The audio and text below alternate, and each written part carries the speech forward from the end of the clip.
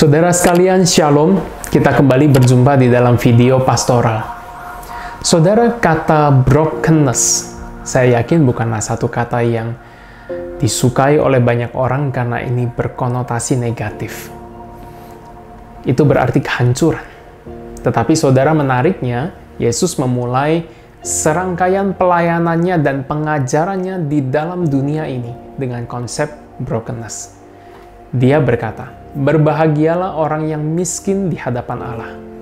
Saudara, miskin di sini bukan menunjuk kepada kekurangan atau kondisi miskin secara jasmani, melainkan sebuah kondisi hati atau roh di mana dia merasa tidak berdaya, tidak mampu, dan dia merasa dia bukan siapa-siapa. Ini terjadi bukan karena dia tidak memiliki apa-apa, tetapi ini terjadi karena dia tahu di hadapan Tuhan dia memang bukan siapa-siapa.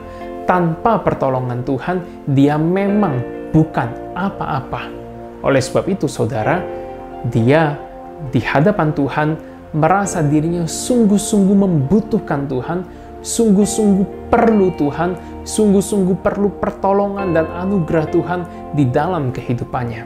Inilah yang disebut dengan miskin di hadapan Allah atau brokenness.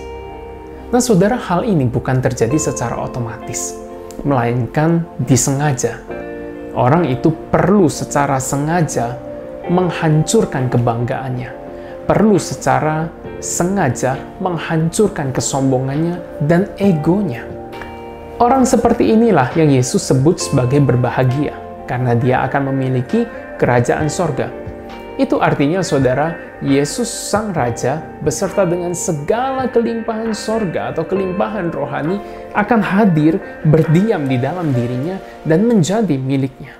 Brokenness tidak hanya harus menjadi awal perjalanan kita bersama Tuhan, tetapi juga harus menjadi semangat kita di dalam mengikut Tuhan.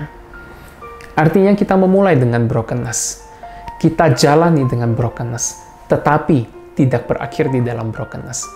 Karena orang yang miskin di hadapan Allah, orang yang hancur di hadapan Allah, orang yang tidak berdaya di hadapan Allah, itu akan mengalami kepenuhan sukacita, kelimpahan berkat rohani di dalam Tuhan. Karena Sang Raja itu sendiri, Yesus Kristus, hadir dan berdiam di dalam seluruh hidupnya. Saudara, ketika seseorang mengalami brokenness, maka ia akan mengalami alignment dengan Tuhan. Kehendak Bapa akan menjadi kehendak dirinya. Itulah kebahagiaan yang sejati. Oleh sebab itu, saudara, kiranya Tuhan menolong kita menjadi pribadi yang mengalami brokenness di hadapannya.